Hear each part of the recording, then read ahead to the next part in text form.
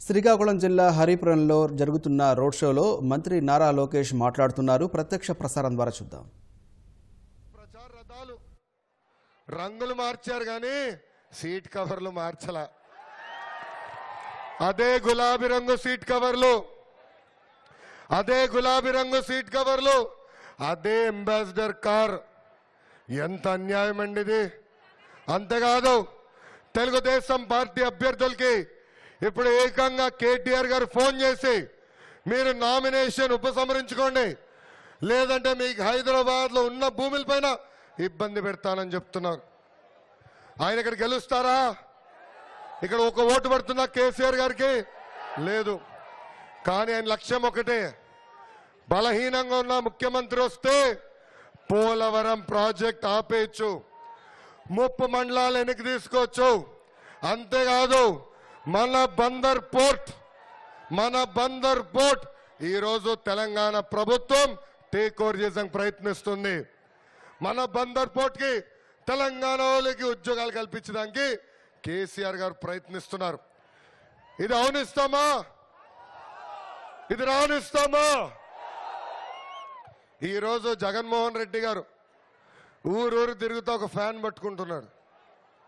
కానీ మీరు చూపించి అలా ఫ్యాన్ తిరగదు. ఎందుకంటే ఆ స్విచ్ ఢిల్లీలో ఉంది. మోడీ గారు స్విచ్ చేస్తేనే ఫ్యాన్ కరెంట్ వచ్చేది. మన ఫ్యాన్ స్పీడ్ పెంచడానికి రెగ్యులేటర్ ఉంటుంది కదా, అది కేసీఆర్ గారి చేతుల్లో ఉంది. కేసీఆర్ గారు స్పీడ్ పెంచితే ఆ ఫ్యాన్ తిరిగే పరిస్థితి. ఇది ఆంధ్రుల ఆత్మ గౌరవానికి సంబంధించిన విషయం. ఇక్కడున్న వైకాపా కార్యకర్తలు అడుగుతున్నా, అయ్యా మీకు సిగ్గుసారం ఉంటే, దమ్ము ధైర్యం ఉంటే మీ నాయకుడిని నిలదీయండి. ఎందుకు కేటీఆర్ తో కాఫీ తాగుతున్నాడని అడుగుతున్నా.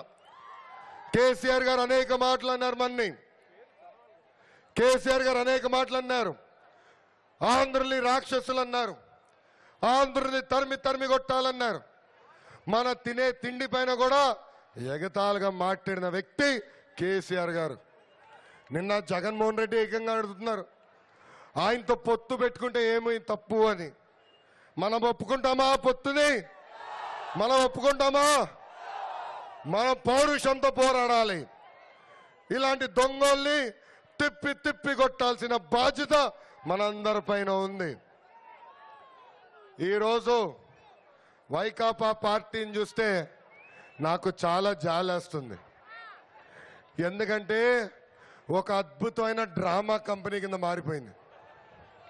మనం చూస్తున్నాం, మొదటి డ్రామా కోడికత్తి డ్రామా.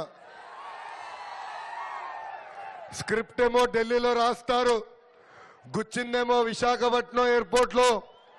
గుచ్చిన వ్యక్తి ఎవరు? వైకాపా కార్యకర్త. అలర్జడి సృష్టించడానికి ప్రయత్నించారు, కానీ ఆ డ్రామా ఫ్లాప్ అయింది. మళ్ళీ రెండో డ్రామా వచ్చిందండి, ఆవు అంబులెన్స్ డ్రామా. ఏం డ్రామా? ఆవు అంబులెన్స్. విజయనగరంలో ఇట్లానే ఒక సభలో మాడుతూ ఆయన ఒక మాట అన్నారు, 108 కొడితే అంబులెన్స్ రావట్లేదని. అప్పుడే అంబులెన్స్ వచ్చింది, కుయ్ కుయ్ కుయ్ అంట. జగన్మోహన్ రెడ్డి గారికి బాగా కాలింది. డ్రైవర్ని అడిగాడు, అయ్యా తెలుగుదేశం పార్టీ పంపించిందా నిన్ను? చంద్రబాబు నాయుడు నిన్ను పంపించాను అడిగిన. పాప డ్రైవర్ అనుకున్నాడు, ఎందుకురా ఈ గోళాన్ని వెళ్ళిపోయాడు. తర్వాత రికార్డులు తిరిగి చూసాం, అప్పుడు అక్కడ రాస్తుంది వైకాపా కార్యకర్త ఆ సభకు వెళ్తూ యాక్సిడెంట్ అయింది. ఆ సభకు వెళ్తే యాక్సిడెంట్ అవుతే ఆ వైకాపా కార్యకర్తని హాస్పిటల్ తీసుకెళ్తుంది ఈ అంబులెన్స్. పర్వాలేదు అనుకున్నా. తర్వాత 2 రోజుల తర్వాత ఇంకొక సభలో ఆవు వచ్చిందండి. ఏమొచ్చింది? ఆవు.